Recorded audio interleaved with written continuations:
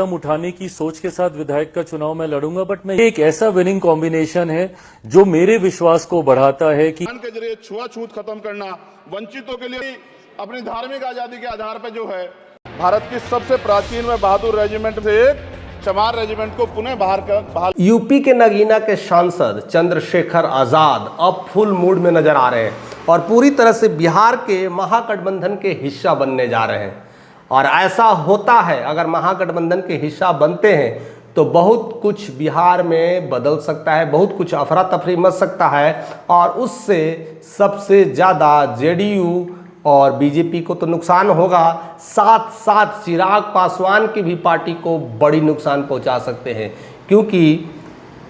जो चंद्रशेखर आज़ाद जी हैं वो दलितों की राजनीति करते हैं और उनके जितने भी लोग हैं सारे दलित, महादलित और पासवान, ये सब जितने भी नीचे तबके दले के लोग हैं उनके लिए वो राजनीति करते हैं और इसीलिए वो जाने जाते हैं। खास करके यूपी में अगर कहा जाए मायावती को अगर कोई काटता है जो चंद्रशेखर आज़ाद ही काटते हैं और उनकी पार्टी है आज़ाद समाज पार्टी, वो पूरी तरह से धीरे धीरे दृढ़ होते जा रही है। और पिछले बार भी 2020 की अगर बात करें तो उस समय भी पप्पू यादव और चंद्रशेखर ने मिलकर के कोशिश की थी, लेकिन उस समय चंद्रशेखर आज़ाद की पार्टी बहुत स्लो थी या कह सकते हैं एकदम पकड़ नहीं थी। लेकिन 2025 के लिए उन्होंने एक कमर कस ली है, तैयारियां भी तेज कर दी है और उस तैयारियों में अब बिहार में अपने कैंडिडेट उतारने की पूरी तरह से लिस्ट भी जारी हो रही है। यानी इस बार महागठबंधन में उन्होंने अपने तरह से ऐलान भी कर दिया है कि इस बार महागठबंधन में रह कर करके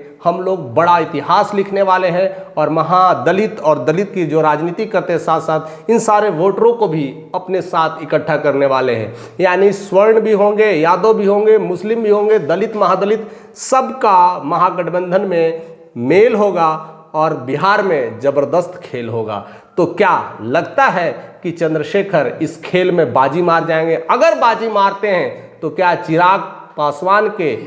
कह सकते हैं उनके जो एरिया है, उनके जो जहां जहां कैंडिडेट खड़े हैं उनके कैंडिडेट के साथ खेलना शुरू करेंगे? यही होने वाला है, क्योंकि जेडीयू के कैंडिडेट के साथ खेलने के लिए पीके तैयार है, तो चिराग पासवान के कैंडिडेट को खेलने के लिए चंद्रशेखर आज़ाद तैयार है। यानी देखा जाए तो पूरी तरह से अब सेंध मारने में लगे हुए हैं। तो चंद्रशेखर आज़ाद कई लोगों के लिए मुश्किलों का कांटा बन सकते हैं, कई लोगों की खटिया खड़ा कर सकते हैं और अपने बेबाक अंदाज में चंद्रशेखर वाला रौब में जाने जाते हैं। और जिस अंदाज में वो बोलते हैं, कड़क मिजाज में बोलते हैं और ख़ास कर करके जब भी वो आते हैं बिहार में तो फुलार्पण करते हैं और वो भी कहीं ना कहीं बहुत सारे ऐसे जो अंबेडकर के फॉलोअर्स जो है या खास करके अंबेडकर के गुणगान करते हैं उनके में हमेशा जलार्पण या पूजार्पण ऐसा हमेशा करते हुए दिखते हैं। यानी एक पूरी तरह से दलित को समेटे हुए अपनी तरफ, और ऐसा बहुत कम देखने को मिलता है। और इससे पहले ऐसा न्यूज़ आया है कि वह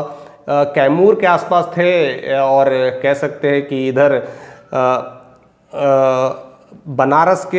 एरिया के आसपास में जब वो गए थे तो वहाँ पर भी उन्होंने दलितों के सम्मान के लिए अंबेडकर के साथ फुलार्पण किया और बहुत सारे ऐसे मुद्दों पर बात किया और देखते ही देखते पूरी तरह से एक दलित का गढ़ भी बनाना शुरू कर दिए और पासवानों को एक काट करके रखे हुए हैं, दलितों को काट करके रखे हुए और चंद्रशेखर आज़ाद अब देखते ही देखते एनडीए के लिए एक ज़बरदस्त घातक रोग बन चुके हैं। अगर महागठबंधन के साथ पूरी तरह से आ गए तो एनडीए के लिए खतरे की घंटी हो सकती है। फिलहाल आप क्या सोचते हैं उनके बारे में, कैसे रवैया रखते हैं, किस तरह के वो सांसद हैं और किस अंदाज के लिए जाने जाते हैं? अगर उनके आप फ़ैन हैं या उनके चाहते हैं तो उनके बारे में ज़रूर आप कमेंट करके हमें बताइएगा। चैनल पे नहीं तो सब्सक्राइब करके जाइएगा।